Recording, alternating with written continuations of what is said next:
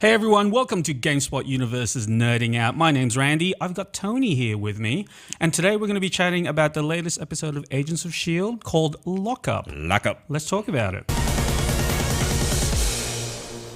So Tony, we learned quite a lot about the Darkhold book. Finally. Well, we didn't actually learn a lot about it. We just saw it. So tell me about it. Yeah, so originally we just saw the picture, but now we saw when Lucy and her husband, Joe, when they found it in the basement.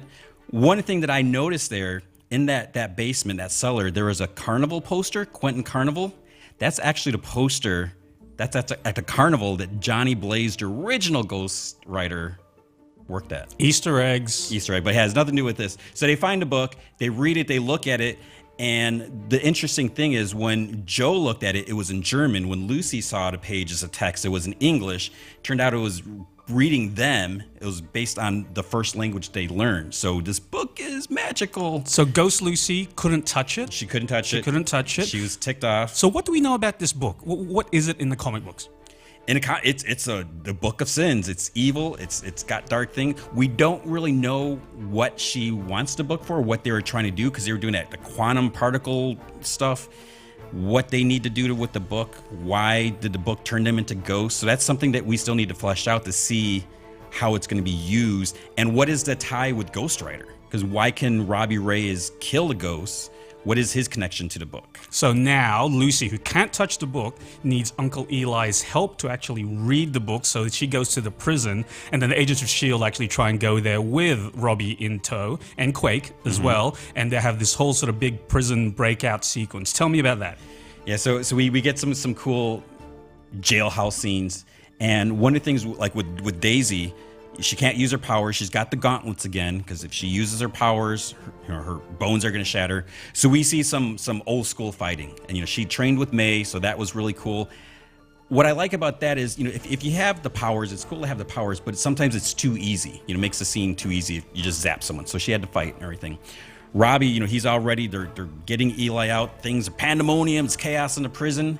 But then he goes off to do his own thing, and that's when Eli gets taken. It's a very selfish move too by Robbie, right? He basically screwed up the whole mission, right? He couldn't help it. He had this burning desire to kill a gang member that he's obsessed. He wants vengeance. Okay, so it seemed like he was the last gang member. That's what the dialogue sounded like. Yeah, because he wanted to know who did this drive-by shooting that shot him and his brother, put Gabe in a wheelchair, and then the guy in the jail, he says, I wasn't there. I've been in here. And he's like, there's no one else left. And Robbie's whole thing when he was talking with Daisy, he's like, if I kill everyone, then I can get rid of this thing. So if that's true, if there's no other gang members, he kills that guy. But he's still Ghost Rider. He's still got it. He walks out. He's flaming. There's obviously a lot more to Ghost Rider's story, and I think it's probably got something to do with the book. Yeah. Let's move on to the next big thing in this thing, which is Jeffrey Mace, the director of S.H.I.E.L.D., went on live TV and said he was an Inhuman, which was a pretty big deal. He was sort of ignoring the advice to do so, and he just blurted it out. Yep. What do you think of that? Yeah, so Senator Nadir, we know she hates Inhumans. She's in that Humans First. She is like nailing, she's ramming into him with all these questions and questioning everything, and then he's just like, I'm an Inhuman. And it was a big bombshell. People loved it. He went up in the polls. They're all excited. But then we see at the end, he's in a car with the senator. And she knows some stuff. She's like, oh, S.H.I.E.L.D. was working with Quake. She's wanted. Who's this other flaming guy? What are you guys hiding? I'm gonna leak this to ABC News, because that's what channel. Product placement. Yes. And then so he's like, well, what do you want? So he's going to make some sort of deal with her. But the fact that they're so friendly in a car together, there's still that question, can he be trusted? Also, be sure to check out some CBS wonderful shows on CBS as well, our parent company.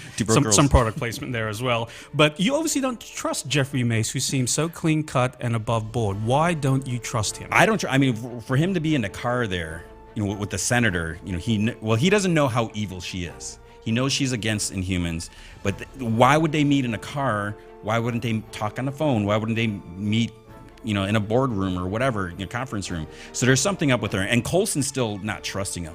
When they're under mission, he's like, we don't know if we can trust him. He says that. He doesn't want to tell him that they're going after Eli, that they're going after the Darkhold book. So Coulson knows him, and we know there's some tension from when we first saw him in the second episode.